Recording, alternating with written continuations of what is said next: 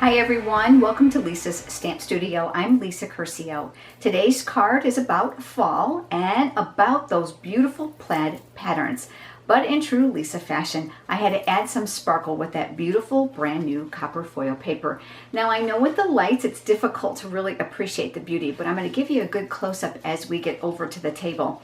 You're going to be surprised at how easy it is to assemble this using the recessed piece of the foil when we die cut.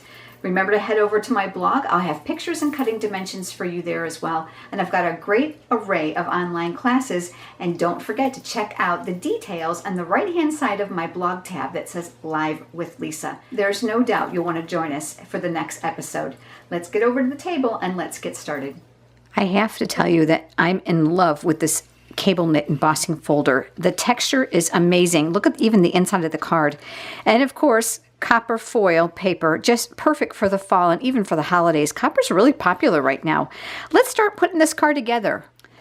I'm starting with a piece of Night of Navy cardstock. This measures 5.5 by 8.5. And if this is your first time watching one of my videos, welcome. Glad to have you here. Just so that you know, I put all the cutting dimensions over on my blog. The link is at the end of the video and as well as it was in the beginning of the video. So remember I told you that embossing folder is different? Yeah, it is. I want you to see how thick this is. This is the cable knit. This happens to be the Seaside. And although they're the same size, I'm going to hold it up this way so you can see actually the difference in the depth. That's what gives you that absolutely stunning, deep impression in your paper. I'm going to open up my cardstock because I want to just emboss the front.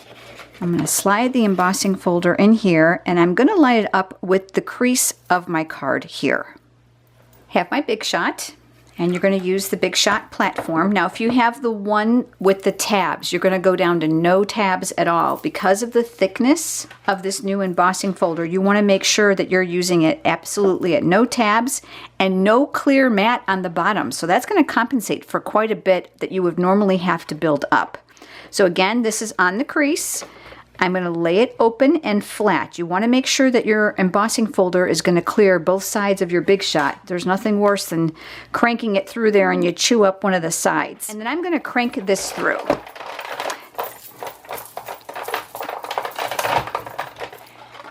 Okay, so now we have the front of our card. Isn't that amazing? I just love this folder. This is so much fun. I'm switching platforms now. I'm taking out the multi-purpose one and I'm putting in the magnetic one. And that's because we're going to cut the framelit from the foil.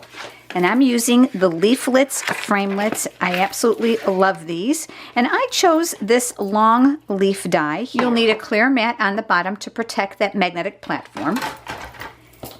And then I'm going to put my die on top of my foil, on top of the platform. Now here is a great tip for you. If you've noticed before with foils that you get the impressions of your used cutting mats, these acrylic mats, in your foil, that's because it leaves an impression when it's rolled through because of the compression of the rollers. So I've got a great tip for you. Take a clean piece of paper, and this is just computer paper, so it's nice and thin. This is actually an old class flyer, but you want the plain side, no writing, on top. That's going to protect those indentations from actually performing through the die.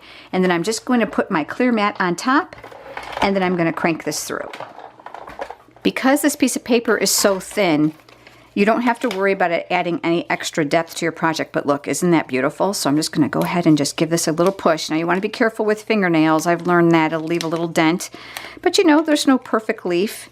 They all have impressions in them, so if you have one, don't worry about it. And there you go. Isn't that beautiful? We're going to save this, and I've got a video coming up in a couple weeks to show you another really cool project with this. We're actually using the negative today. I'm going to use a piece of Designer Series paper. This is from the brand new paper stack called Warmth and Cheer. In the holiday catalog, I absolutely love these woodland type designs and patterns. And these plaids, ooh, nothing screams more like winter than a sweater or a plaid flannel shirt. And so I thought, I'm going to give this a try, and I was real happy with the results. This piece is cut 2 1/8 by 4 5/8. I made it small enough so that it would fit on the back of the foil piece so that it didn't peek through. I'm going to use my snail adhesive And I'm going to put adhesive around the outside perimeter and a little tad here close to the inside. You want to make sure your adhesive is not going to stick out on the side.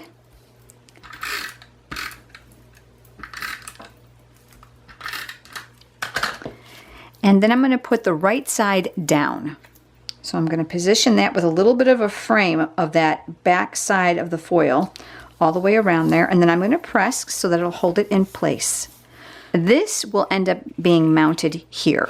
But let's go ahead and do the accessories to this card. I took a piece of the Delightful Dijon striped ribbon. I cut about 5 inches. I pinched it in half to form like a small V. I did put a glue dot here to hold that V together because I found it was a little bit easier than trying to wrestle with holding it in place. And I'm going to press the ribbon on the glue dot. And then I'm going to fold this in half where I want it. I will then use my scissors. I don't know about you, but I have a pair of scissors I use strictly for ribbon. So these are the ribbon scissors. Everybody in my family knows you don't use those scissors for anything else.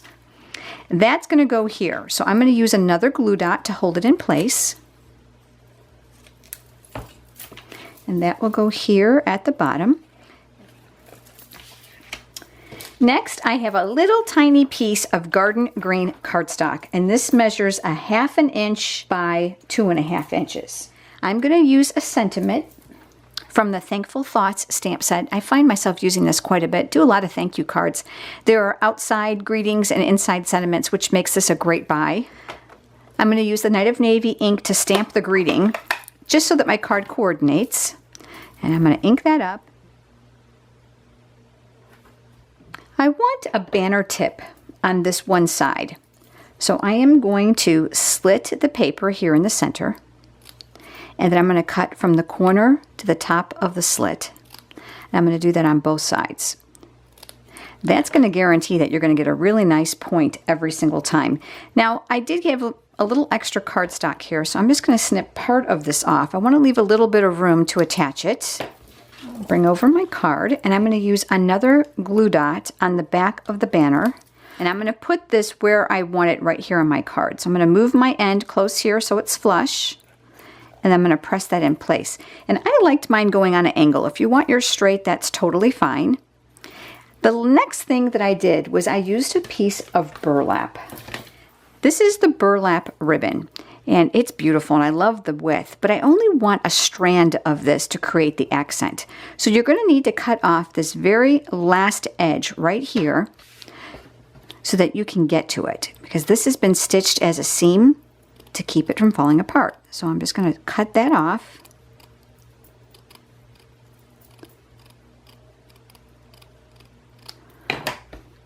And now that leaves me able to pull out a piece of this twine.